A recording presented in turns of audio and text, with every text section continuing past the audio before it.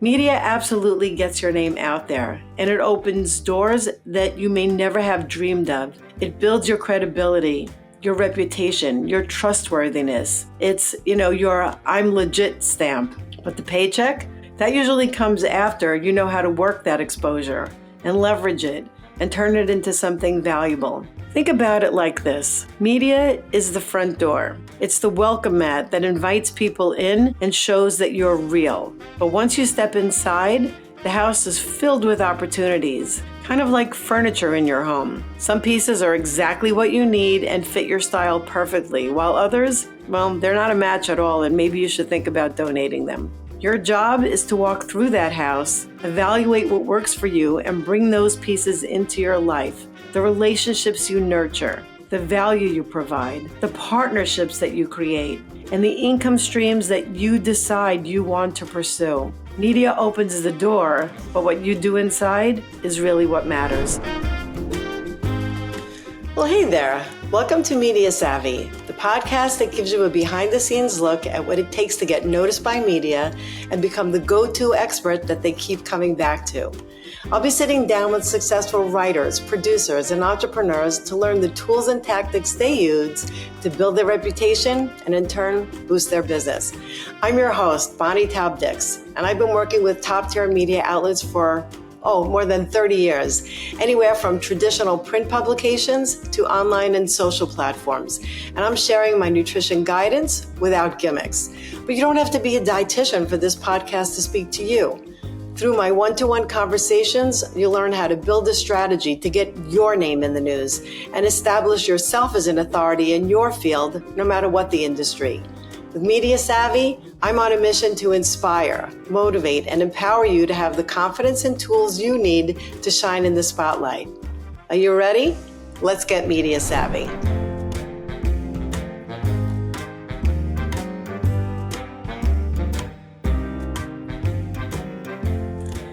Hey there!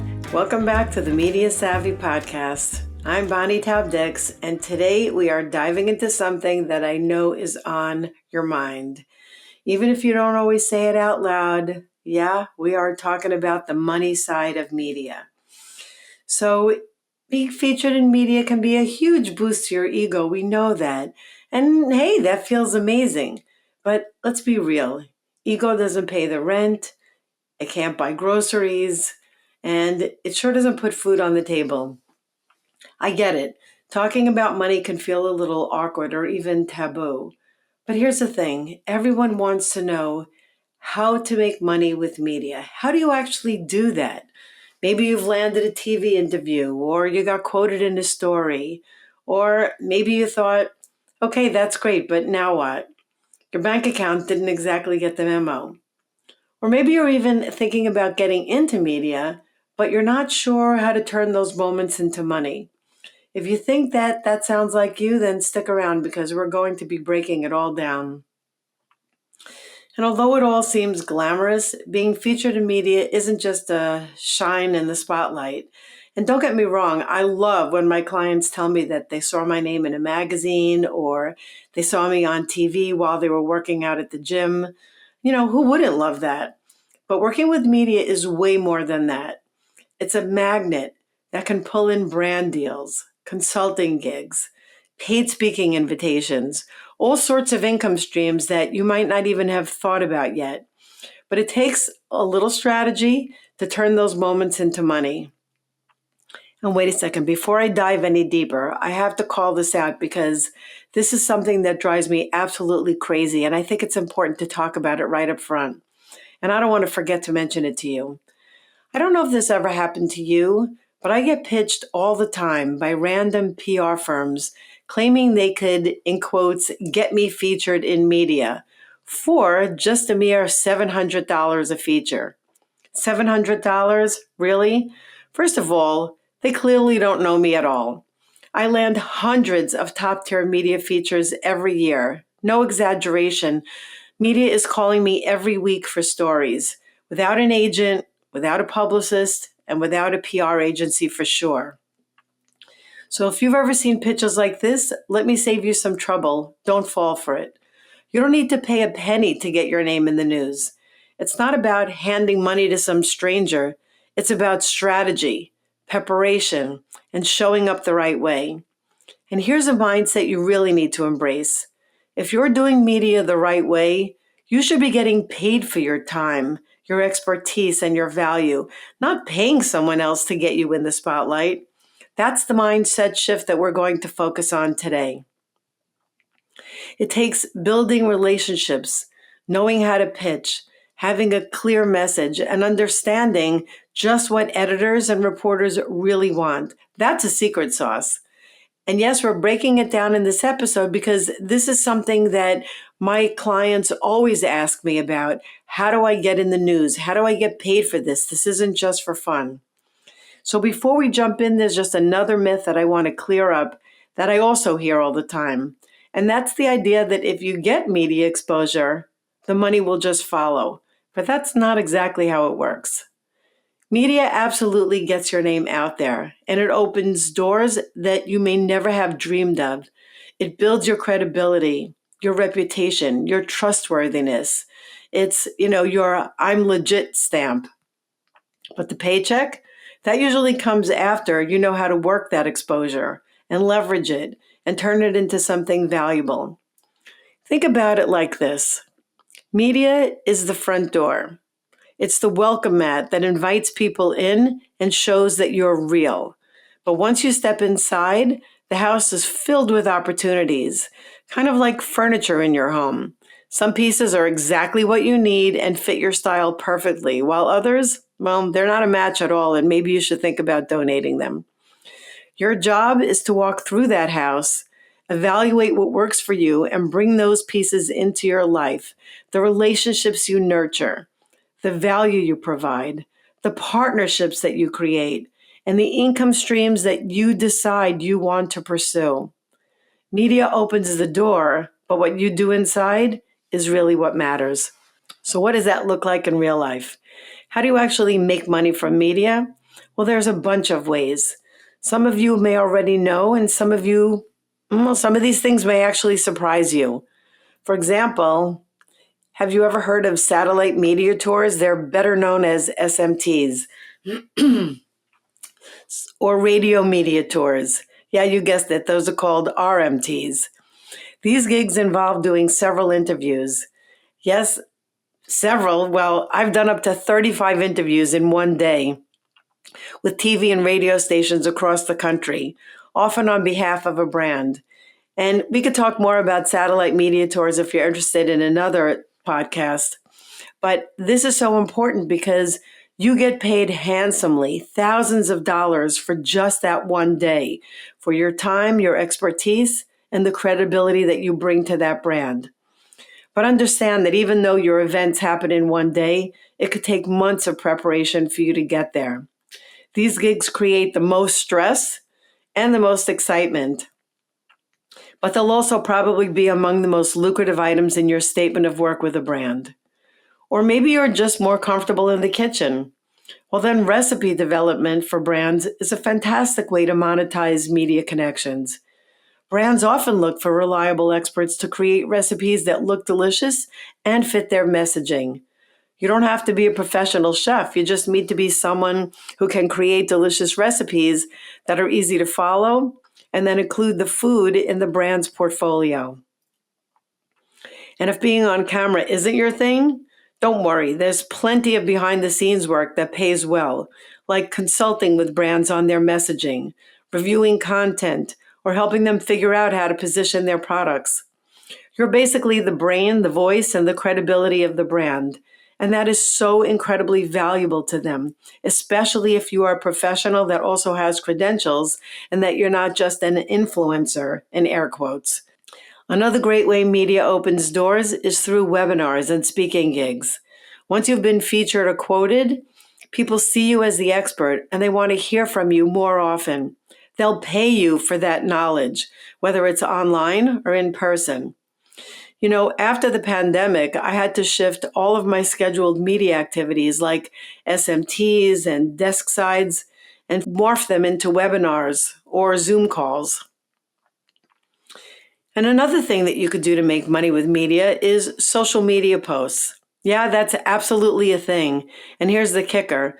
You don't need 1 million followers to make that happen. Brands want authenticity and engagement, not just numbers or followers. If you have a trusted audience that believes in you, brands will pay to partner with you for posts that feel real. Very often we call them micro influencers, but you could call yourself whatever you want. All I know is that your words are valuable, and you'd be surprised at how much you could be paid for partnering with brands on social media.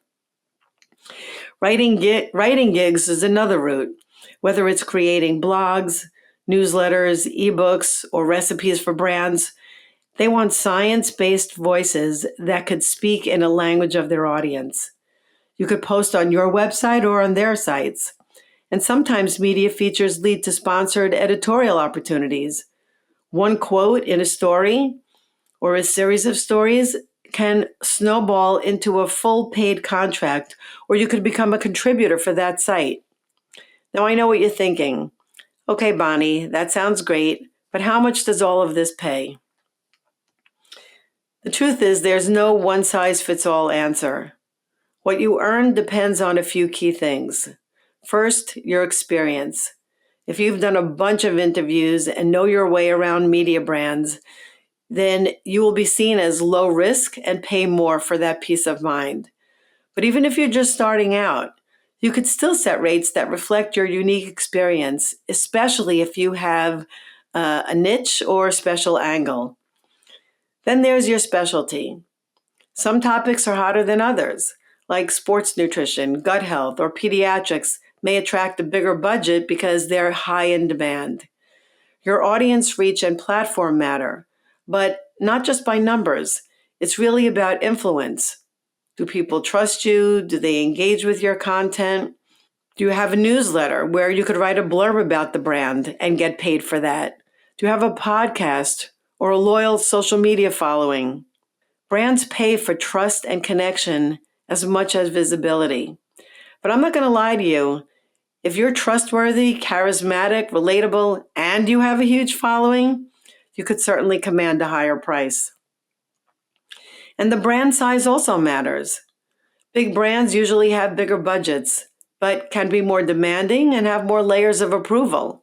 So smaller or startup brands may pay less, but they're often more flexible and open to creative input. And remember that just even though you're starting small, that also is giving you experience and giving you credibility that you could perhaps bring to a bigger brand. Both can be great opportunities. It just depends on what's a good match for your own brand and your voice.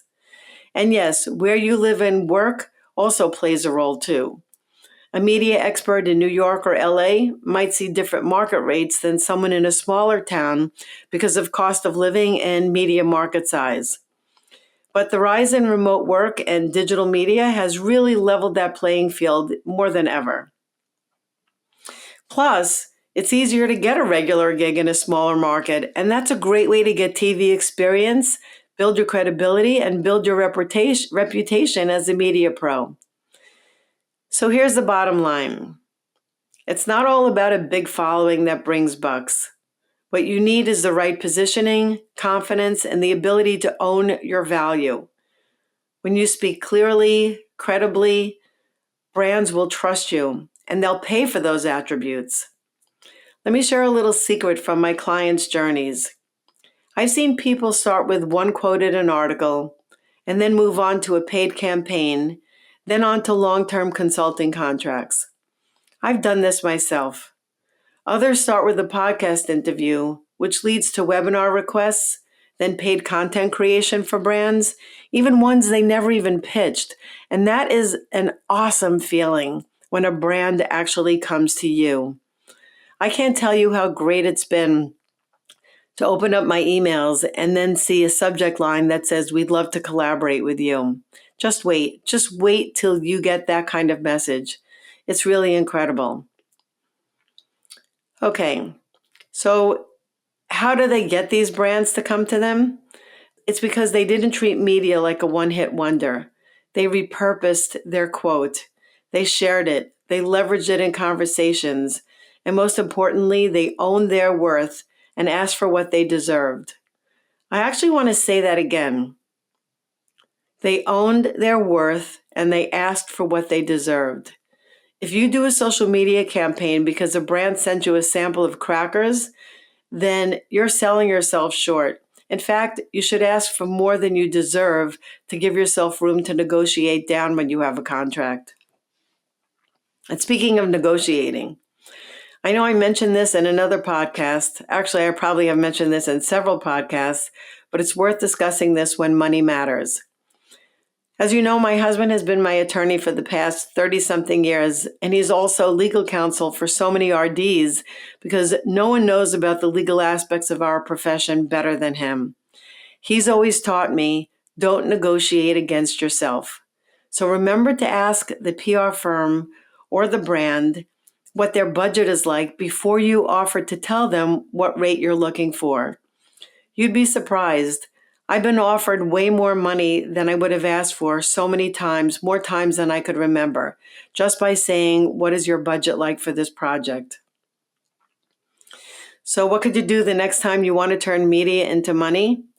Start by building your media confidence. If you're just thinking about being on the air or quoted and it makes you feel nervous, well, that's totally normal and it's fixable. Create a media-ready bio and a media kit.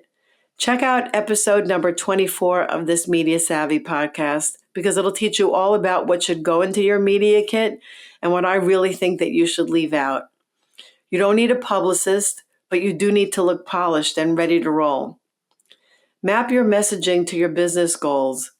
Be really clear on why you want media exposure and how each interview or feature can get you closer to your own goals. And hey, get help from someone who's been there, like me. If you're ready to stop being the best kept secret and want to get seen, trusted, and paid, DM me the word media on Instagram or just hit pause right now and send an email to mediasavvybtd@gmail.com. That's mediasavvybtd@gmail.com. You could also send your questions. You could send your comments. I'd be happy to hear from you.